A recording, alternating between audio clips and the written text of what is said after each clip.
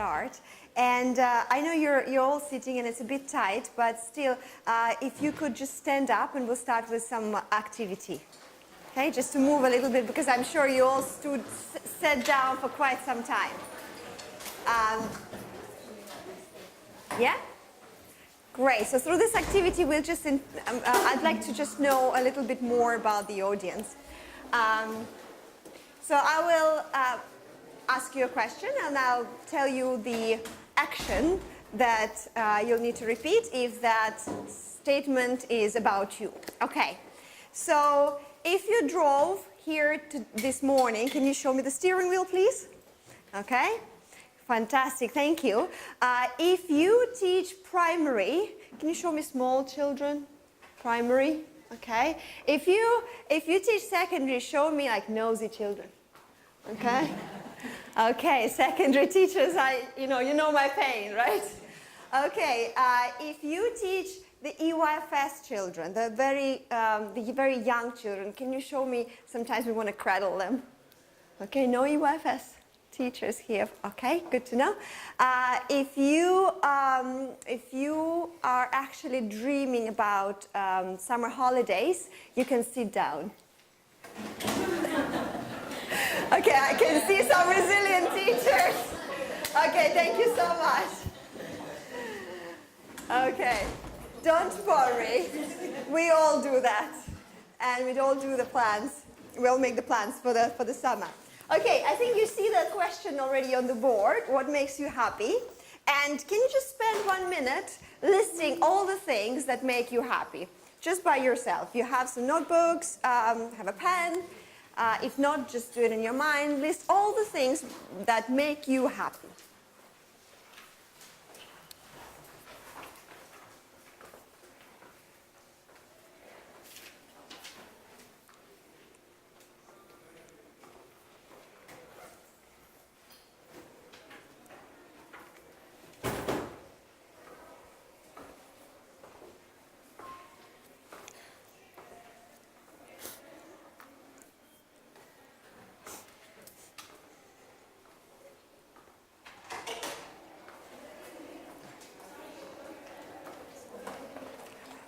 We're just listing the things that make us happy. Please join.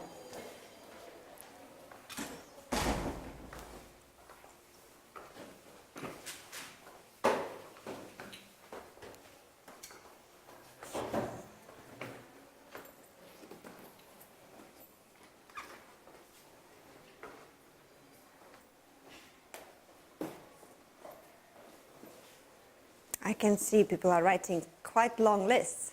That's great. Okay, would anyone like to share? What makes you happy? Please. I like reading a book, swimming, it's making me happy, and achievement, any kind of achievement, and happy, and giving. Giving, achievement, swimming, fantastic. Anybody else? Food, yes, we all like nice, tasty food. What else? Family? Yeah. Family, I'm sure you have. Stressless job, does that exist? But of course it makes us happy. What else? Shopping.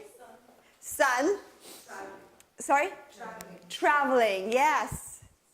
Seasons. Oh, we wish. Seasons, yeah. Chocolate. Coffee, yeah. Left-handed desks. Left-handed. Are you left-handed? Give me 5, me too. Is this left-handed desk? Oh, sorry for that. Yeah, so that doesn't make me happy either. Okay, there are many things which make us happy, and everybody has their own, right? And you know, if you go to social media and generally, if you listen to people, they say there really isn't a big secret to life. Just do what makes you happy. So look at the list that you've written, and you can just go home right now and start doing those. Our presentation is finished. That's it. But now look at this list. Is it always possible to do those things? No. Some of them, yes. Some of the times. Some of the time. Some of them are in your control, and some of them are out of your control. And this is very important to understand, and this is very important to teach to our students. Because this is what they see. Whatever you decide to do, make sure it makes you happy. So it's all about how it makes them feel, and it's all about doing what they want. But it's about a bit egocentric, isn't it? Who are we actually bringing up? Somebody who will pursue happiness on the expense of other people, or an expense of, environment or other things? And the message that we feel adults, students, many people misunderstand is that well-being is a construct. It's like weather. We have sun, we have rain, we have -20 where I'm coming from, and we have different weather. And it's not about us all living in the sunny Dubai. It's about us having tools and being equipped so that we can face a rainy day, so we have an umbrella, right? And if you are back in, say, UK, and it's -5 outside, you wouldn't come out in the same clothes that you're in Dubai, right? So you need understanding, and you need to be prepared. You need to have your boots, you need to have your coat, you need all of that. But, please. But unless you lived in that country, you actually wouldn't even know what to wear. My mother-in-law is from India. The other day we were about to go to Munich in Christmas time, and we had to go and shop. And she didn't know what to buy. I had to go with her because she really didn't know what you wear in -5, right? So again, the same here with the skills of well-being. We can't teach students that the only thing they need to pursue is happiness. We need to equip them with skills for the rainy, cold, and gloomy days. And this is what our presentation today is about, that positive psychology is much more than happyology. In fact, even with positive education, people misunderstand this statement. They think that it's all about positivity, being happy, being positive, experiencing positive emotions. Well, even if you look at Martin Seligman's PERMA theory, positive emotion is only 1/5 of that. We have achievements, and to get to achievement, you have to go through a lot of struggles and challenges. We have engagement, and in engagement, you are actually constantly balancing between skill and challenge. We have relationships, and in relationships, you also have to work hard, right? And we have meaning and purpose, and understanding what we are here for. And those are not just positive emotions. So the topic of our presentation today is Teaching Well-Being in Schools, a path from egocentrism to self-reflection and resilience. I'm Katrina Mankani, and that's Ben Atkins. And I'm passing this word to him. So we're going to start off, and if we think about resilience, and we think about it and look at the definition of it being to be able to cope with the change, cope with adversity and challenge, and develop ourselves for whatever that weather situation might be.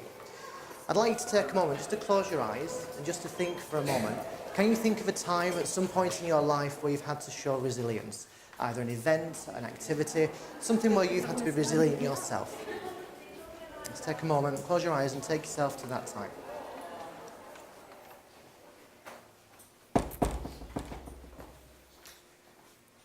With your eyes still closed, just raise your hand if that resilient time was a happy time. Okay, hands down, thank you. And open your eyes. So, only a couple of you in the room actually had a happy time where you had to be resilient. Normally we find that resilience comes with a negative event or a negative emotion. And sometimes that's quite true. This was my baby, she's 3 now, and for me this has been my biggest part of being resilient. When somebody hands you this photograph, when this happened at the hospital and they tell you, you may take this baby home, and you go, really? With no handbook, no guidebook, what am I supposed to do with this? Thankfully it got easier. That was a very happy time, but the other emotions that were in there, the other things which is kind of like, what am I going to do? And what am I going to be able to do for her? Because suddenly it's not about me anymore, and all the skills that I've learned have actually got to help to raise this little girl into a remarkable person that wants to make a difference in the world. And how do you do that without kind of worrying and without wanting to look after them and to love them so much. And as you start to look at elements of positive education, you start to realise that as much as we have all that love to give and we want to protect them and to care for them, actually what we can't do is prevent them from finding their own way. We can't stop them from developing and from growing as themselves. They have to make mistakes. They have to learn from them. They have to build up that resilience, and us as parents are the biggest factor to them in stopping that from happening, because we just want to wrap them in cotton wool and look after them. And I'm sure we all deal with parents on a daily basis who kind of fit this kind of model. So there's my daughter still on the left. She's 3 now, chopping away the potatoes, making dinner. Here she is on the right, sewing in REYFS. One of her friends hammering with nails. We have to look at providing children with opportunities where they can take risks. There's a fantastic sign at the Princess of Wales Memorial Park in London which says that the playground has been designed with risks, and it's been built purposely for children to come across risks and elements of danger, but in a controlled environment where they're being supervised by parents on that playground, but basically it prepares them for the uncontrolled world where in reality we can't protect them from what might come up. Similar in the Queen Elizabeth Park in London, they've put in bushes which have got thorns and spikes on them, and they're encouraged in the schools. Once the children scrape the skin and they hurt themselves, they don't run through that bush again. Now, Amanda Spielman, the HMI at the moment in the UK, she said that health and safety needs to be reviewed. It is a bit balmy. Yeah, don't take your children on the edge of a 200-foot cliff, but yes, do let them hammer nails into a piece of wood and bruise the thumb. Do let them cut themselves whilst they're getting splinters, because it's only through the mistakes and through the parts where we take risks do we end up being able to build our own resilience. So I'm going to touch on the external influences and what we do at Sunmarke to help our students to manage the external parts of building their resilience. And then Katrina's going to look at the internal parts. Now, the biggest 3 factors for building resilience are family, school and community. And although school is a controlled environment, we have the basics day in, day out, the other 2 have such a huge impact. And the biggest one is actually family. Caring relationships, high expectations and meaningful participation, they can all be seen as a positive, but can also end up being a negative. Too high expectations stop a child from wanting to attempt something at the risk of failure. Too caring and too protective would stop a child going out and doing something which might be a bit on the risky side. Meaningful participation, we want them to be involved, but what perception does that give? Is it an activity? Does the little boy want to go and do dance lessons? Or, you know, as I took my daughter, I took her to karate one Saturday morning and she absolutely loved it. The following week, my wife took her to the ballet lesson so we could see which one she liked. On the 3rd week, and we said, where do you want to go? What do you want to do this weekend? It was karate. Now, had we had a choice, straight away we would have probably just signed up to ballet because that's where all of her friends have gone. But actually her interests and what she wanted to do was in karate, which I actually don't mind. I'm sure when she's 18 and she can do karate, I'll be very happy. So, we have external resources. And there are 4 main parts to what we look at in external resources for building resilience in our students. So I'm going to let you have a moment to think about what you do, and then I'm not going to ask you to move around or stick them on the board, give them the seating. I'm just going to ask you to share with the people sat next to you. What do you do in school for emotional support for your students? What do you do to give them types of equipment to help them build resilience? What about information, and what practical support? So I'll give you 30 seconds to a minute to think about what you do, and then a minute to share with the people around you. Okay? What external resources do you have?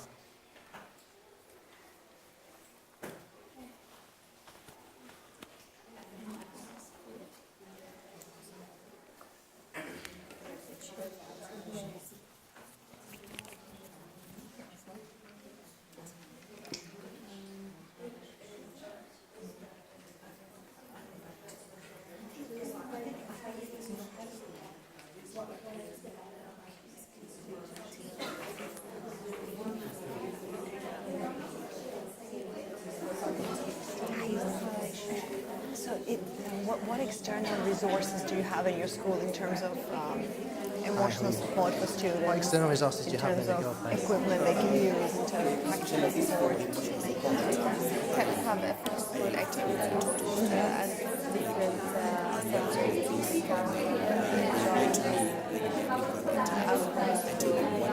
how do your students connected to adults in the school? Do you think they're well connected? So a role model being the young person together. So when a student has a problem, who do they go to? Do they know who they will go to? Who are a social counselor? But yeah. So for example, so the supervisors and yourself and heads of years, they become the emotional support and the practical support, right? So they're those people they can go to, right? Yes, but in addition, like we go to the teachers for information. And what do you mean of the equipment? Equipment, it means, so for example, if we're talking about resilience in sport, right, then students will need a certain equipment to use for this. Or if we're talking about the younger children, they say the equipment on which they can climb, which is challenging for them, which is not that easy, right? So these are the external resources that School will provide this. yes. Yeah. If I ask you to finish off. So hopefully you've got from colleagues in the room some great ideas. And I want to share with you some of the things that we've done at Sunmarke to build on external factors which help build resilience in our school. The first one, as we look at information, is where we signpost information for our children. We've reorganised our pastoral care to make sure that our form tutor is the key person, our key worker for that child, or the class teacher in the younger years. That form tutor has the notices, they have the messages, they have the information, and they signpost whatever that child needs. Yes, there are going to be times of the year, for example, with our older students when they have mock exams where stress levels are going to be high, pressure is going to be intense. But that's life, that happens in my job, and I'm sure it happens in other people's jobs. So where do we signpost the information that they can get help if you're struggling, if it becomes too much? Where is that guidance for them? Well, during your mock exams, you might find these breathing techniques useful. We're running a session in the wellbeing room on yoga at lunchtime. Come along. So giving them information to help them and using that tutor as a key point of contact, that person who has that liaison with the family, with the parents, and with all the other teachers. Furthermore, we find that actually using the senior leadership team and other members of the support staff as one-to-one tutors, that also has a huge impact with our year 11 to 13s. They are the ones who were just discussing our wellbeing survey earlier. Although our year 7s come in with quite high anxiety, as you would expect to a new phase of the school, our year 11s to 13s still need to know and that reassurance that they're doing things right. And I meet with a couple of year 13s, 12s, 11s each week, and literally all we do is signpost information with them. How are you getting on with your studies? How far have you got with your revision? Have you got a quiet place to study? Where are you going? What can we do as a school to help you facilitate your revision? And just having that one person, in addition to the form tutor or the head of year or their parents, that they can realise is looking after them and points them in the right direction, or they can turn to and say, "Sir, can you just tell me, I'm struggling with this, where would I find that?" The second one then is what type of equipment. One of the biggest things that we've pulled together over the last 12 months is we realised that we weren't doing very well at liaising between ourselves. So our head of years were doing fantastic jobs and they had so much information on a child. The form tutors were seeing them every single day, as were the class teachers, and they had a wealth of information. The counsellor had, the nurse had, the child protection officer did. But they were all in files, locked away, double locked in offices, and then unless we came to a wellbeing meeting to discuss, getting hold of that information required constant round robins, collaboration, coming together to just find out what everybody else knew.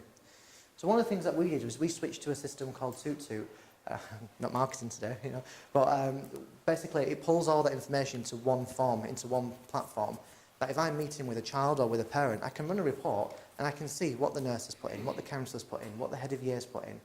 And suddenly now, we feel more empowered and we actually feel more powerful that when we sit down with a child, we know the fact that 2 days ago they had an issue, or last week they were involved in a fight, or 4 weeks ago they had a bereavement. That information is available to us at a click of a button to pull all these people together. Tutu has a fantastic app which allows the children to feed into it directly themselves as well. So we realised that actually, how do the children come to us? Sometimes they're too shy to approach us in person. Through the app, they can anonymously write in, they can sign it if they want someone to know who they are, but they all are aware that if they're at risk, we can find out who they are through the admin system. So, you know, if something came through quite serious. But that gives them another avenue to have their voice. It gives them another way in where that links into their record that we can say, oh, we can see that you're worried about this. How can we help? Other equipment in school can be from our achievement centre. It can be coloured overlays. It can be the use of the lift and the way that we support around the building. But this has had the biggest impact on allowing our children to take more risks and to venture outside of the comfort zone, knowing that actually we're always there. Unfortunately, you can guarantee what happens as soon as we break up for a half term or a holiday. That's when they all come through, just as everyone's going on holiday, and you have a nice couple of days replying back to the children. But that's when they feel that they need somebody the most. School's out. Where are there other supportive adults? In terms of an emotional support, just discussing over here, talking about counsellors and wellbeing and staff acting as role models. We have two sets of teams. We have our child protection and safeguarding teams. We have our careers advisors, our nurse, our counsellors. So we have staff in school all there to support our children. But the biggest impact comes through from the peer counsellors that we have, that the children want to do it themselves, through the friendship bench, which we have located in school, where children know to go and sit if they need someone to come and talk to them or come and sit next to them.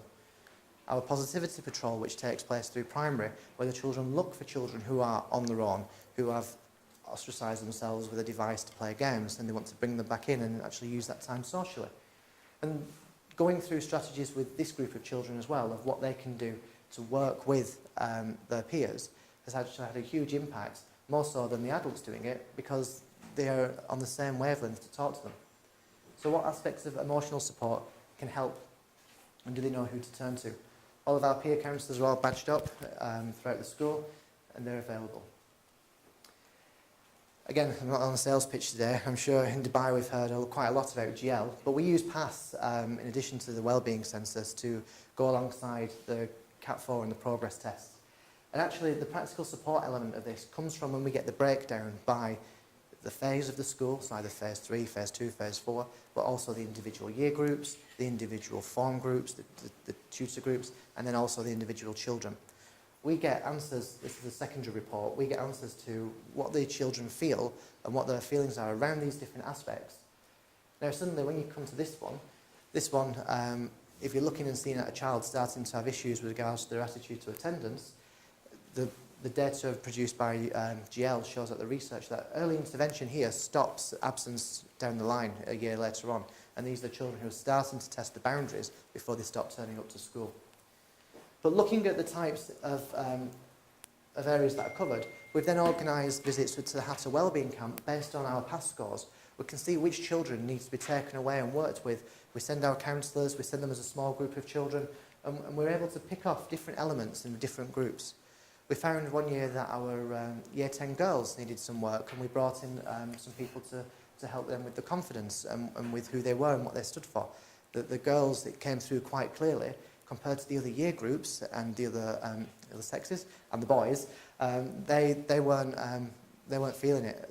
They weren't feeling confident, they weren't feeling loved. And out of all the year groups in school, they stood out. And we were able to drill down and identify them and work with them. We ask our teachers not to actually talk to the children directly as, I've seen your PASS report, I can see you've got an issue with attendance. Instead, we ask them to go in with a wider question, which kind of guides them in that way. Because doing this annually, we get to see if there are any improvements with the children, but we don't want to make them think, oh, I must answer differently next year, because I don't want that conversation. So we try not to make it obvious this is where it comes from. But this is a great tool to actually put things in place for groups and individuals in the school. So, who do you turn to? What for? Why them? And are there any patterns? So 5 things. Have a think. I'm going to ask you to share one with me if you would like in a moment. Who do you turn to when you need external support? Is it a resource? Is it a person? Is it a place? Is it a thing? Why do you turn to that? And are there any patterns in your 5? So I'll give you a minute to think about it and ask if people want to share with me.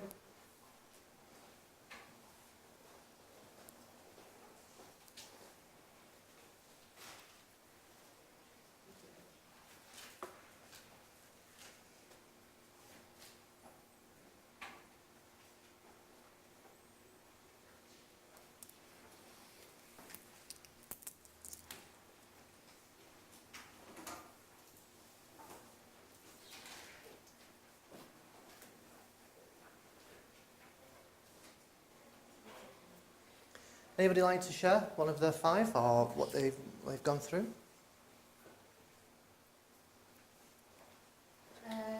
Usually I turn to myself first, then to the internet, and then if it fails, I would go to one person, I would consider a mentor.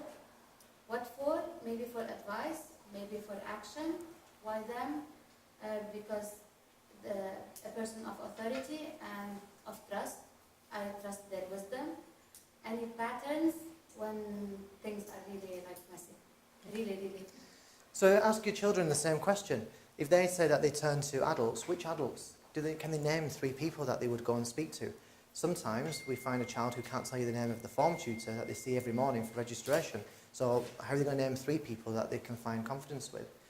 You turn to the internet, but do they know where to look? Have you showed them and signposted, if you're struggling with this, have a look at these sites. This is a great site for stress. This is a great site for revision. We've all probably been Google doctors and diagnosed ourselves with all sorts of things online over the past. So what do you think the children are seeing when they think, I'm worried about this, and suddenly they've been hit by lots of information saying, well, actually, you've got this, that, and the other, and you need to do something, you know? It's a very good question for you to take back and just ask the children, you know, where do you go when you need help and support? What do you do? Who do you use and why? But one of the biggest things that we've found, which takes me back to the beginning, when I talk about my biggest moment, my second child, by the way, the second one kind of gets to forget on about, you know, I don't see her teacher as much at school. She's in our nursery. But the eldest one's the one that I'm worried about. It's kind of like, you've done it once then, haven't you? The second one just catches up. But our parents are the people that we need to go to. They see us as people of responsibility working in these schools who kind of know the answers. And then you become a parent and you realise you absolutely know nothing about what you're doing as a living. And we've put on, I mean, this is happening this week. We've got, how many on the 9 sessions taking place this week alone from the Achievement Centre, looking at different workshops for parents about what it is they can do to help their child. We have wellbeing Wednesdays where we have different people in to talk about whether it be stress, whether it be eating habits, internet usage. Tomorrow morning we've got one where we're looking at digital devices and the positive and the impacts and how parents can support at home. But actually it kind of goes back.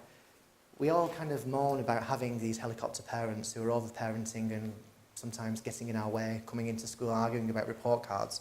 But have we given them the skills and the strategies to help their children? If we go back to the external factors, parenting is one of the biggest ones, and unless we kind of help them out and show them what to do, how do they help their children in turn? I send all those sessions just for my own benefit and to take notes. Katrina's now going to look at some of the internal ones, how can actually help with the children themselves. Thank you. So, as Ben mentioned, the resilience is built in students when they know how to use the external resources, adults, internet, and many other things, and the internal resources. And what are actually those internal resources? What do you think? What are those internal resources? Character strengths, yeah. Motivation, yeah. Emotional regulation. Service, yeah. Sorry? Yeah. Yeah, fantastic, yeah. Let's just put it in 3 categories. So our head, our heart, our hands, right, is our internal resources. It's our resources. It's something that a student actually have control of. So if we look at resilient mind, there are several methodologies on how you can train that resilient mind. And of course, you all heard about growth mindset. And this is something which goes beyond just explicit teaching. This is something how your teachers actually speaking to the students, whether they use person praise versus process praise, person criticism versus process criticism. Are they encouraging children to make mistakes? Do they consider fail as just the first attempt in learning? And there is something that you can work on with secondary students called mental toughness. There's a mental toughness toolkit. There is even a survey that students can take to assess their mental toughness. And then there are lesson plans which will help you to build it, the mental toughness. This is quite important actually in Dubai, because think about even your experience when you were in school maybe 10, 15, 20 years ago and not in Dubai. I don't know about you, but my mental toughness all came just from my journey to school. I had to take a bus, take a metro, and then walk. So just the journey to school, 1 hour, 10 minutes already brought me so many challenges that I had to be mentally tough to navigate it. But think about our students. They are raised by helicopter parents, dropped to the school, the majority of them dropped to the school, picked up from the school, and there is not really this street smartness here. So where is that mental toughness coming from, right? So there is obviously students are spending only 1/3 of their day in the school with you, but if you introduce them to those skills, then they can take it home and use them when they have a chance.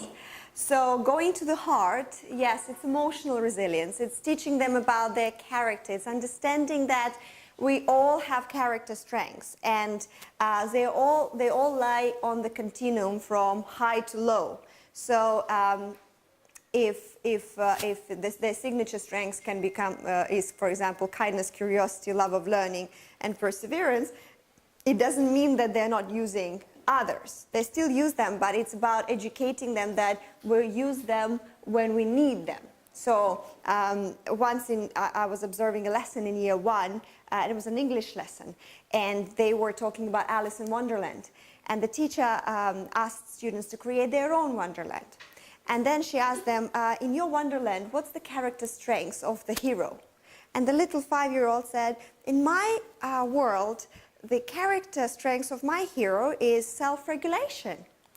And so the teacher asked why, and he said, well, in my world there's so many sweets that if he doesn't have self-regulation, he'll just eat them all, right?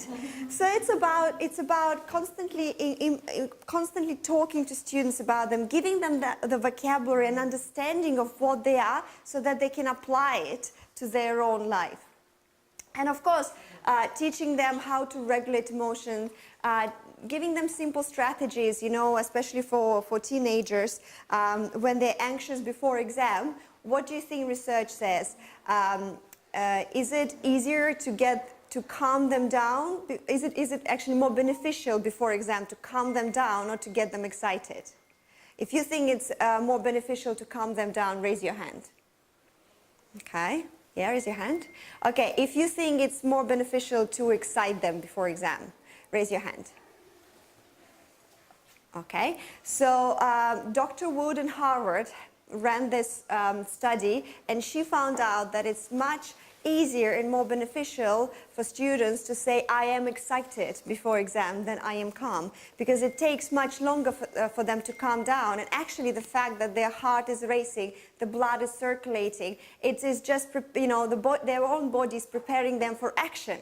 And the students, because of their preconceived notions about exam, they think, I am stressed, I am anxious, I am afraid. This is the color that they put themselves onto this bodily function. But if you actually make them recolor it and say, my body is acting like this because it's preparing for exam and I am excited, the result will be different. So things like that. And again, it depends on what your school likes to do. And hence, willingness to act and persevere. Students can only practice resilience if they have opportunities for that. And one of the best things for them to do it is when they actually give to other people. They give their time and they meet challenges through that. So for example, in our school, we have something called Sports Heroes Academy. Our own students are trained as junior sports coaches, and they work with children of determination. And through that process, they learn those skills of resilience, and they also learn a lot about their emotional regulation and mental toughness. And children actually say that this is the most meaningful part of their school. At the moment, we have 120 student volunteers and 120 children of determination who come every week. And just to sum up, man never made any material as resilient as human spirit. And if you have any questions, KHDA told us that you have to fill this in first, and then we can answer all your questions if there is time. Okay?